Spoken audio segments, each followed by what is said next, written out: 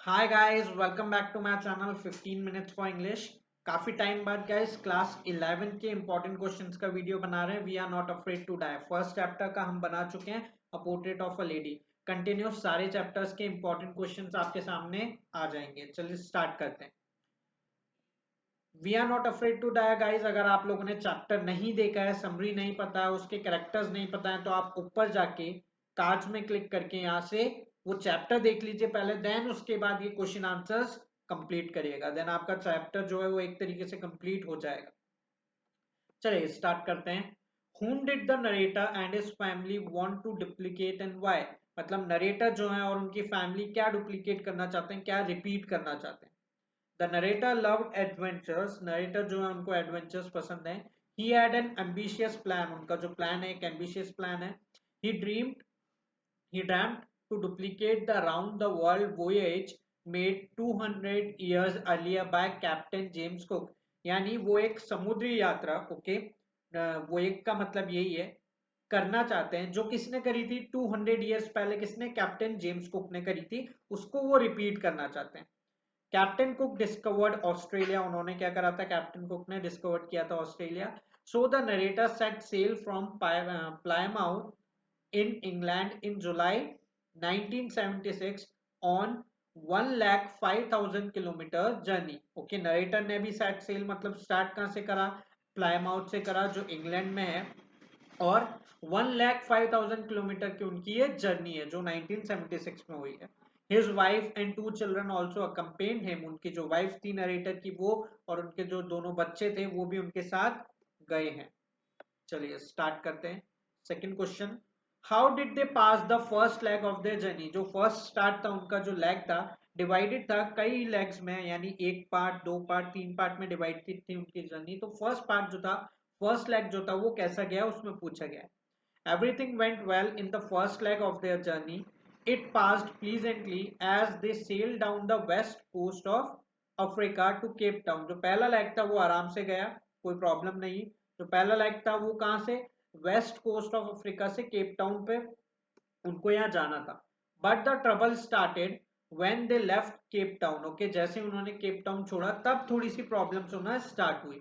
On the second day of Cape Town they begin to encounter strong waves and gales. Waves का आपको पता है guys क्या होती हैं, मतलब ऊंची ऊंची लहरें, और गेल्स का मतलब क्या है, स्ट्रॉन्ग ब्लोइंग विंड। विंड के बारे में बहुत तेज चलने लगी, तो ये प्रॉब्लम उनको जब वो केप टाउन से निकले सेकेंड डे तब होने लगी। चलिए, when and how did they encounter their first troubles during the long voyage? Okay, कब और कहाँ उन्होंने जो फर्स्ट ट्रबल्स थी, जो उनका कंटिन्यू लंबा जो जर्नी थी कब हुई ये पूछा गया है। The trouble started on the second day of Cape town, हम पढ़ चुके हैं केप टाउन का जो सेकेंड डे था उस दिन ट्रबल्स चालू हुई। They begin to encounter strong gales, बहुत बड़ी बड़ी, सॉरी बहुत तेज हवाएं चलने लगी वहां पे। They blew constant, sorry continuously for the next few weeks. Okay, काफी टाइम तक, मतलब काफी वीक्स तक बहुत तेज हवाएं वहां पे चल रही थी। The size of the waves was alarming, जो वेव्स का साइज था वो भी बढ़ता जा रहा था।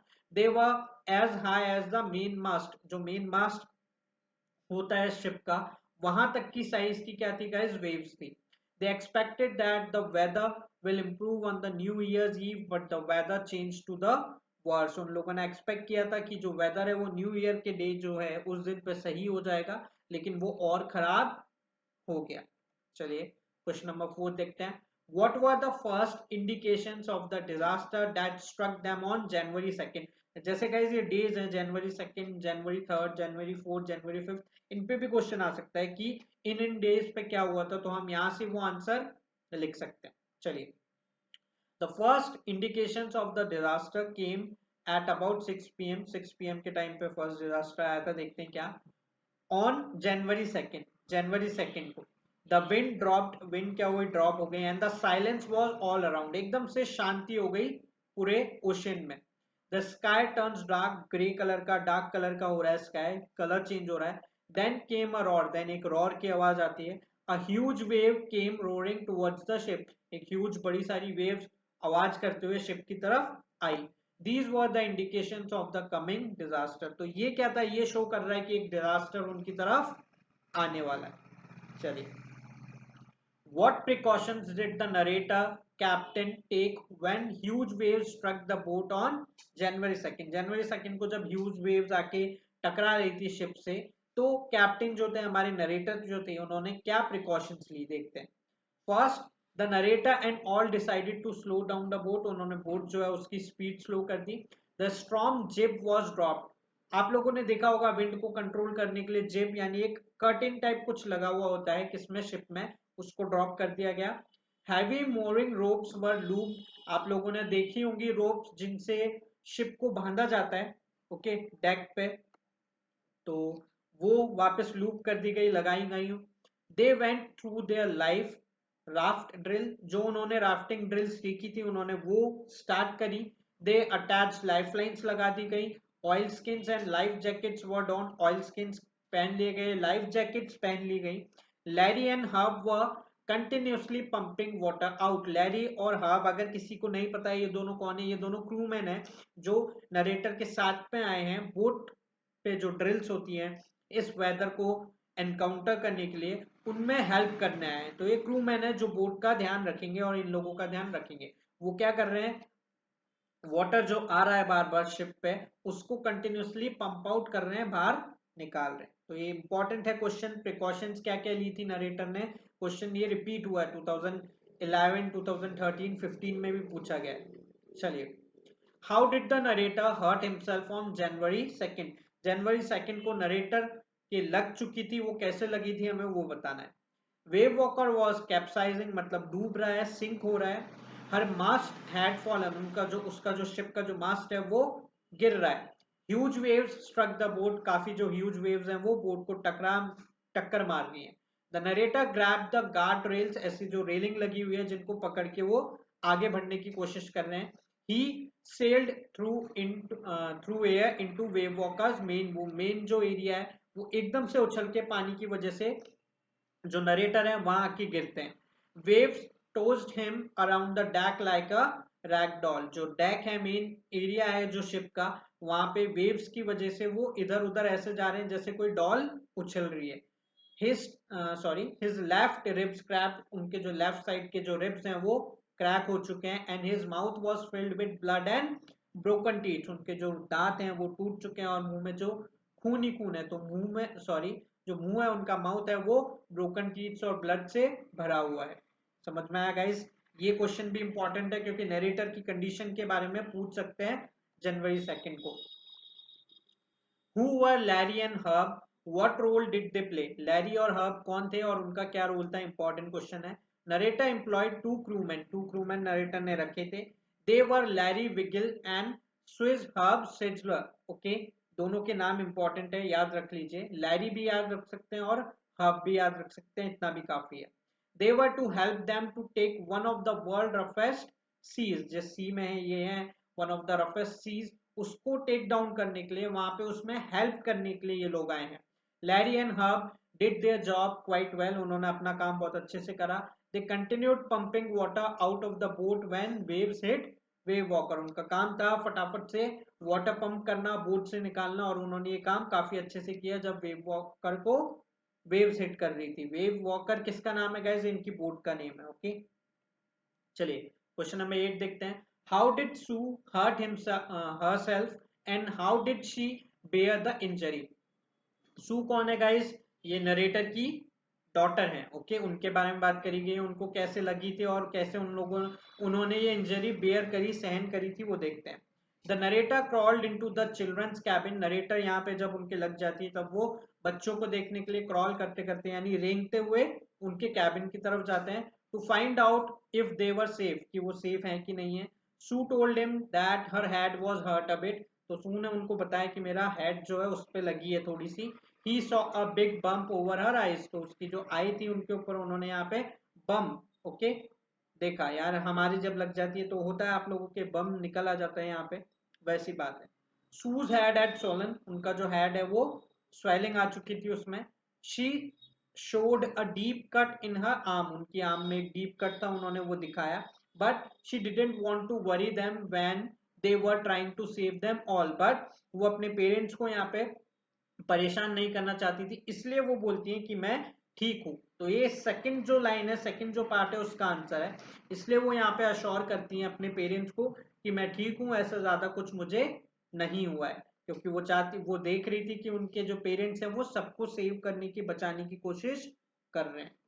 चलिए, describe the situation on the morning on January 3rd। January 3rd को जो सिचुएशन थी उनके बारे में बताना है। On January 3rd the situation showed a little improvement, थोड़ा सा इंप्रूवमेंट हुआ है। Pumps had been working all the times, pumps जो थे वो हमेशा वर्क कर रहे थे और वो पानी को बाहर फेंक रहे थे। The water level was sufficient under control, जो वाटर लेवल था वो कम होता जा रहा था, कंट्रोल में था। The crewmen take 2 hours rest in rotation, तो ये क्या कर रहे थे, क्रूमैन जो थे, जो पंपिंग कर रहे थे, वो रोटेट कर रहे थे एक दूसरे को कि 2 घंटे तू काम कर, फिर मैं आराम करूंगा, फिर तू कर, फिर मैं आराम करूंगा, फिर ऐसा, या chance by chance. But there was still a tremendous leak somewhere below the water line, जो वाटर लाइन थी उससे नीचे उनके जो शिप था उसमें लीक हो चुका था, वो भी एक चिंता की बात है। They had survived for 15 hours since the wave hit wave walker, उन्होंने 15 आवर तो निकाल लिए थे, but it would not hold long enough to reach Australia, but उनको ऑस्ट्रेलिया जाना था और इतना वो शिप नहीं संभाल पाता। क्वेश्चन नंबर 10 देखते हैं। Describe the situation on January 4। जनवरी 4 को जो सिचुएशन थी वो देखते हैं। Why did the narrator and Mary feel that the end was very near? On January 4, after 36 hours of continuous pumping, they could pump the water out। यानी अभी तक जनवरी 4 को पंप कंटिन्यूस चल रहे हैं 36 आवर्स से और पानी सही सही लेवल पे आ चुका है। Mary found some corn beef and biscuits, Mary जो है उनकी वाइफ है नरेटर की, उनको कॉर्न बीफ मिल चुका है और बिस्किट्स मिल चुके हैं खाने के लिए। They ate their best meal in almost 2 days, ये भी उनका एक बेस्ट मील था, काफी अच्छा था क्योंकि उन्होंने 2 दिन से ज्यादा कुछ खाया नहीं था। But their respite was short lived at 4 PM black clouds begin building up behind them, क्योंकि अभी उनको लग रहा है सब सही है, इसलिए ये शॉर्ट लिव्ड था, क्योंकि 4 बजे ब्लैक क्लाउड्स जो थे वो वापस बनने लगे। The wind was back to 40 knots, इतनी तेज यानी 40 नॉट्स विंड की स्पीड है वो वापस चलने लगी। The waves were high, waves जो थी वो हाई थी। On the morning on January 5 the situation was again become worse. The narrator and Mary both felt that the end was near. On situation जो जनवरी 5 की मॉर्निंग थी उस दिन सिचुएशन और खराब हो गई और नरेटर और जो मैरी थे वो साथ में ऐसे हाथ पकड़ के बैठे हुए थे और वो सोच रहे थे शायद ये एंड है इन लोगों का, यानी नरेटर, उनकी वाइफ, उनके दोनों जो बच्चे थे एंड जो क्रूमैन थे उन सब का। Question number 11, how and when did Wave Walker ride out of the storm, कैसे वेव वॉकर स्टॉर्म से बाहर निकला वो बताना है। How did the narrator feel at the time, narrator को कैसा लगा वो भी बताना है। चलिए, by the morning on January 6 the wind is, जनवरी 6 को विंड जो थी वो कंट्रोल हो गई थी, रुक गई थी। The narrator was back in the chart room and read on sextant. Okay, narrator जो थे वो जहाँ चार्ट्स लगे होते हैं, जहाँ वो अपने पोजीशन देखते हैं शिप की और आगे देखते हैं कि हमें कहाँ जाना है, वो वहां थे। सेक्सटेंट क्या है गाइस, एक तरीके से आप उसको बाइनोकुलर्स, दूरबीन की तरह देख लीजिए, एक डिवाइस है, आप फोटो देखिएगा उसकी, तो वो वहां पे दिख रहा था, उसमें वो वहां लगा हुआ था, वो क्या करता है आगे आपको कहाँ जाना है डायरेक्शंस देखने के काम आता है। They were somewhere in 1,05,000 kilometers of ocean searching for a 65 kilometre long island, मतलब वो इतना किलोमीटर थे ओशियन में और एक 65 किलोमीटर लॉन्ग आइलैंड को ढूंढ रहे थे। About 2 PM he went on deck, जो नरेटर थे वो 2 बजे डैक पे जाते हैं, मेन एरिया जो है शिप का बाहर, वहां जाते हैं।